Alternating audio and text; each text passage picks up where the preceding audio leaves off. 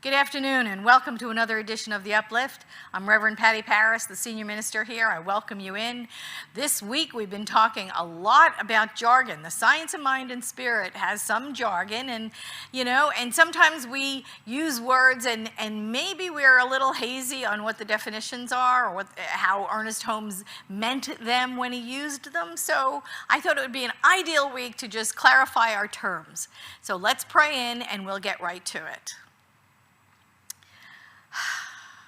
I know that there is one life, and it is the life of God. It is absolutely expressing itself as all life everywhere. It is in all of the diversity. That spirit has made itself known as animal, vegetable, mineral, as all people everywhere.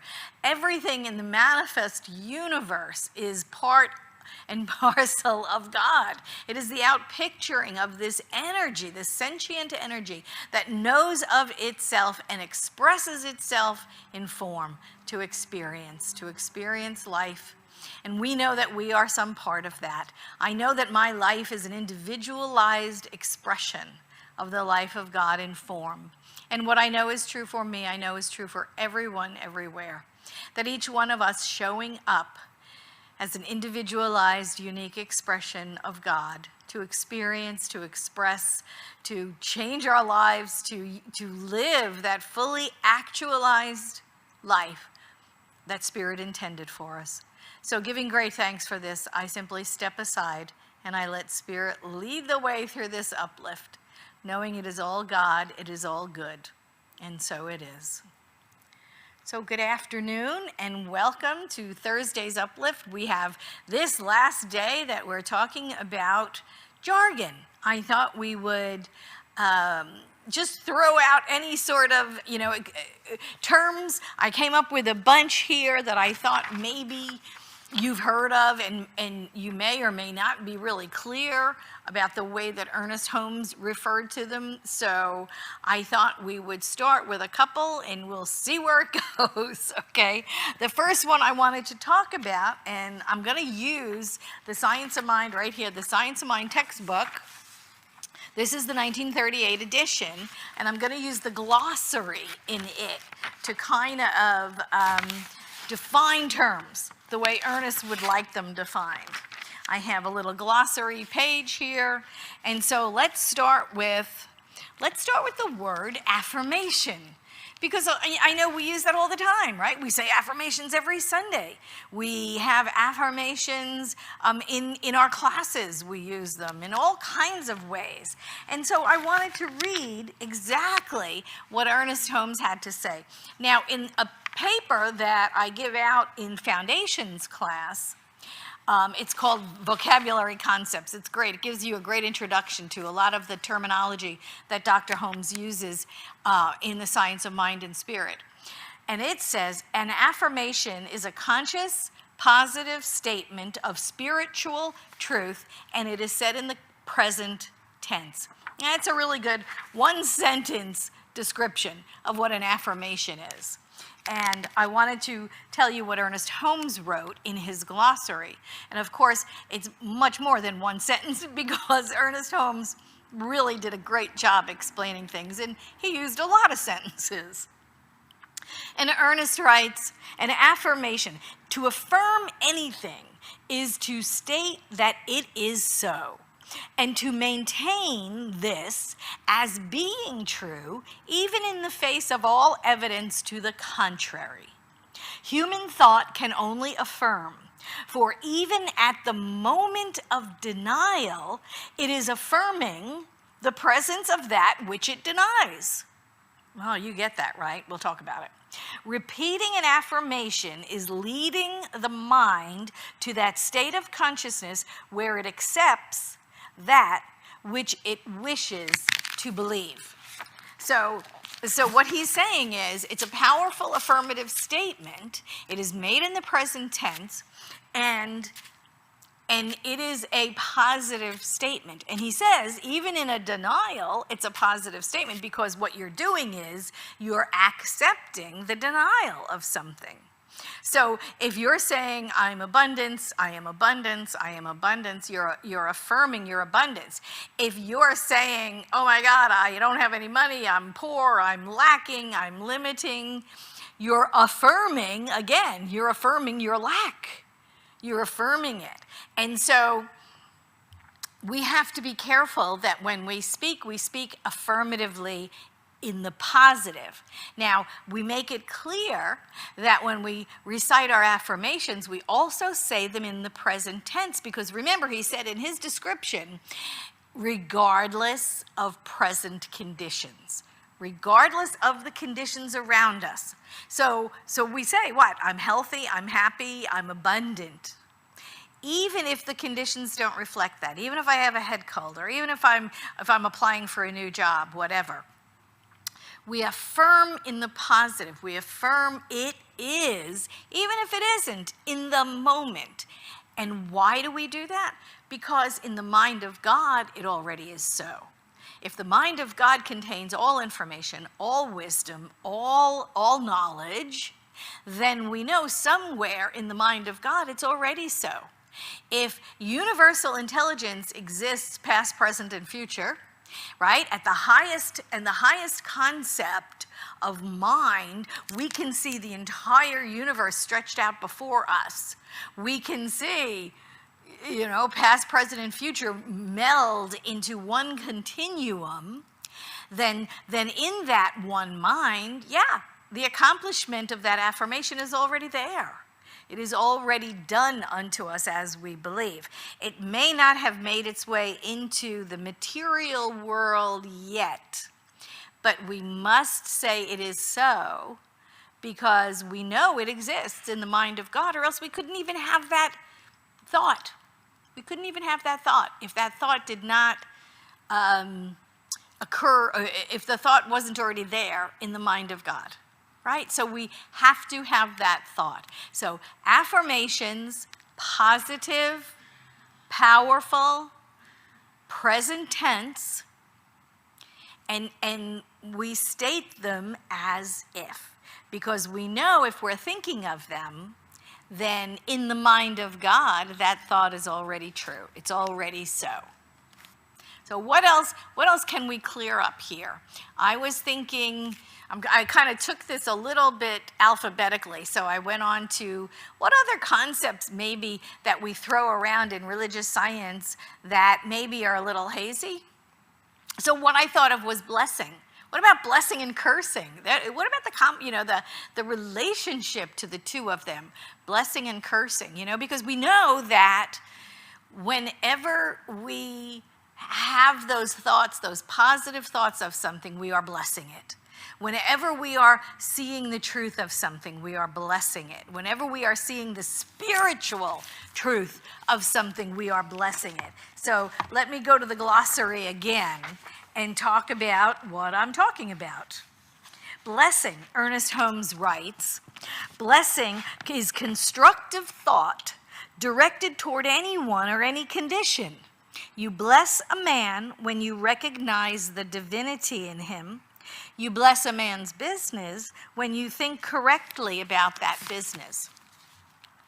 So this idea that when we see the divinity in someone, we're blessing them.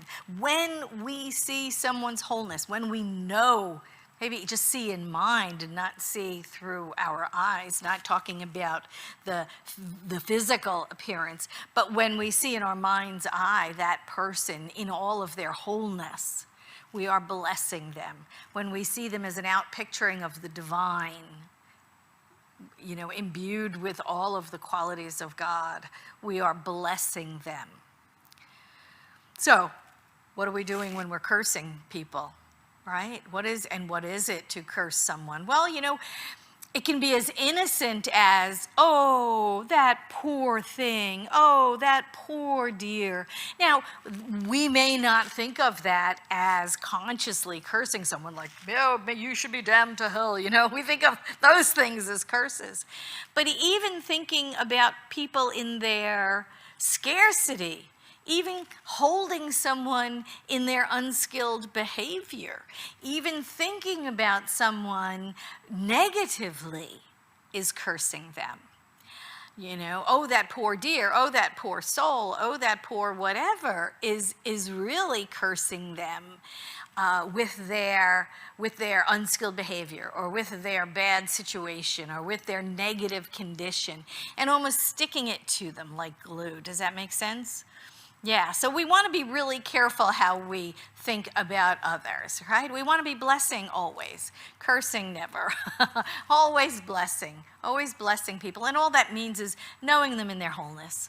When we meet people on the street, on the freeway, in the dry cleaners, that we bless people by knowing their wholeness and not cursing them by assigning them their limitation.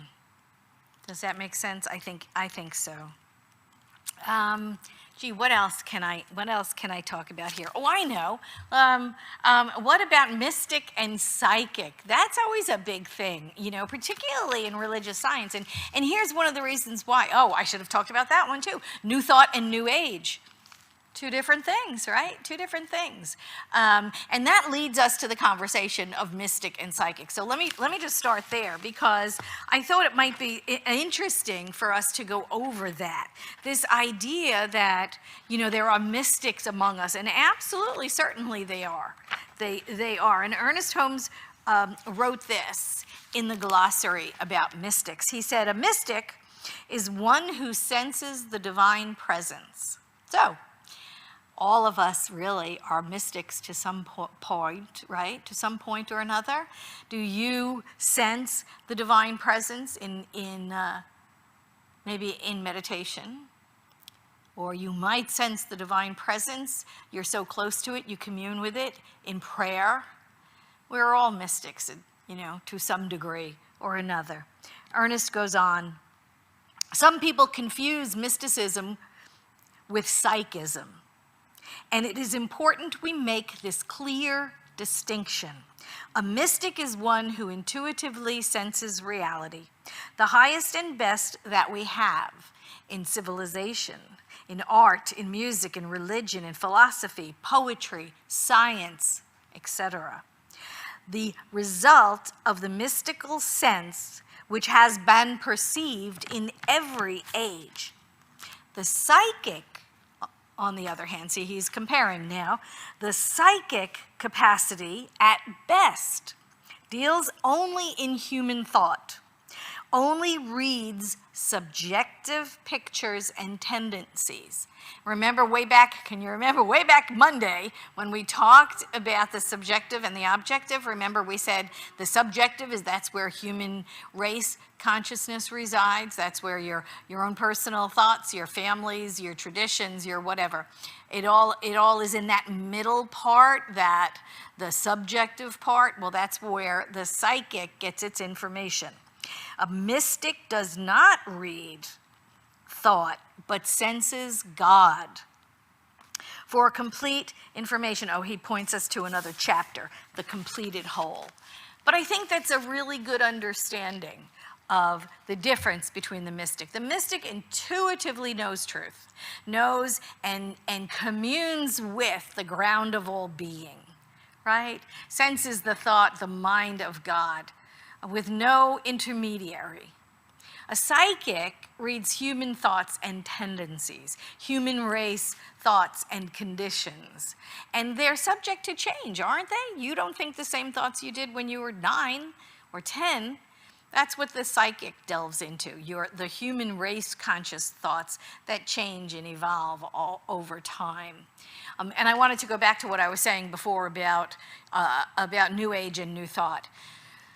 Our faith tradition is considered New Thought. So is unity. So is divine science. So is, oh gosh, there's any number of individual churches and centers that are considered New Thought. Agape, which is its own teaching right now too, right? It left religious science.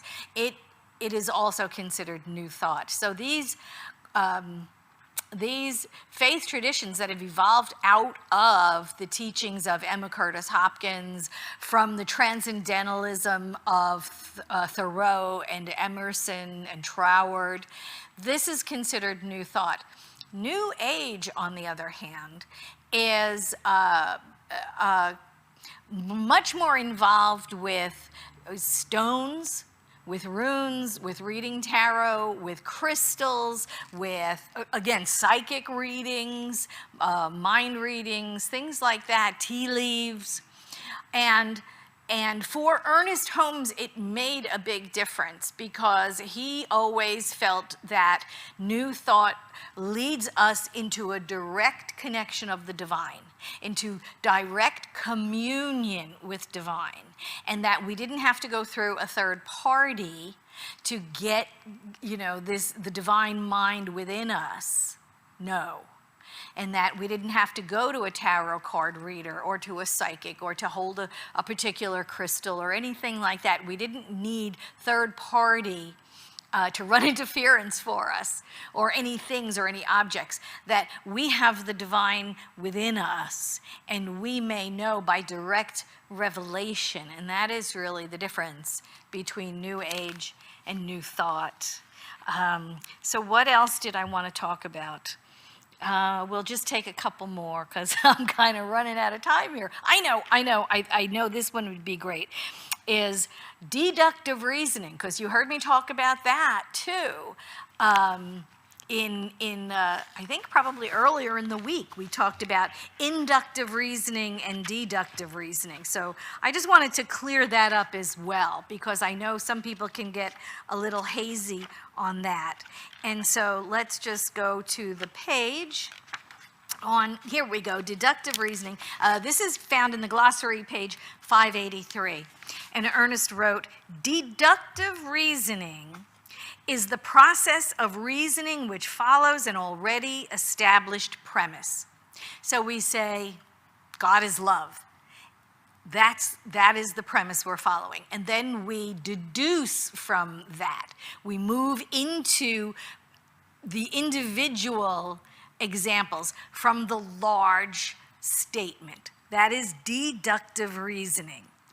Inductive reasoning is an inquiry into truth, a process of analysis. God, therefore, can only reason deductively. And that makes perfect sense, right? Because God is the big picture. So it can only move from the premise into the example. We can do both, inductive and deductive. We can begin with an example and then move up, right? Move up the V, right, of the teaching symbol, and move up and find that universal principle that example reflects. Spirit has no need to do that. It already is that universal principle. So he goes on to say, where am I? Inductive reasoning is the inquiry into truth, the process of analysis. God, therefore, can only reason deductively. We said that. That which is infinite does not have to inquire into truth. The conscious mind of man can reason both inductively and deductively. It can reason from the whole, right, from the premise of truth, from the whole to the part, or from the part to the whole. That which is subjective can reason deductively only. So you can understand that, right? That spirit only is it is the principle. It is the all. So it can only go from the all down into the individual, where we can reason both ways, inductively and deductively. And so I hope that clears that up as well. I don't think I have any other thoughts about jargon. Anyway, you know what you can do? You can email me, revpatti@visioncsl.com, and I will pick up those emails. And if you have some more jargon you'd like explained, like we did this week, email it to me. Maybe we'll do it. Maybe we'll talk about it next week or the week after. I think that'd be a great idea. I hope this week cleared up things for you inductively. I hope that we absolutely cleared up a lot of the religious science, the science of mind and spirit jargon that we use around the center in classes, from the platform, so that you have a really clear idea of this faith philosophy of ours. Let's pray out. Oh, I give great thanks for this time spent together. I know it is joy. I know it is joy for me. I know that this faith philosophy is a practical spirituality. We are here to know it, to embody it, to align with it, to allow it to flow through us to change our lives. And in so doing, we change the lives of those around us, merely by our presence in their lives. We know that as we are clearer in our faith philosophy, in our knowledge, in our wisdom, in our embodiment of truth, we know we are the agents for change in the world. We are the place where peace shows up and we create peace. We are the place where love shows up and we create love. We are the place where joy is, and we spread the joy wherever we go. Giving great thanks for this, I simply let it be. And so it is. Amen. Oh, feels so good. Feels so good. Remember to come back again tomorrow, Friday at 1 for another edition of the Uplift's guided meditations. We do them every Friday at 1. It's a great way to take a time out and to absolutely come together. That inner peace, that inner stability, that inner knowing. It just connects us to that seed of perfection nestled within us. So take advantage of that. Tomorrow at 1, a guided meditation from from Uplift that will give you insight. I will see you next time on the Uplift. From my heart to yours, we are one vision through this technology. And until we meet in person again, sending you love. Bye-bye.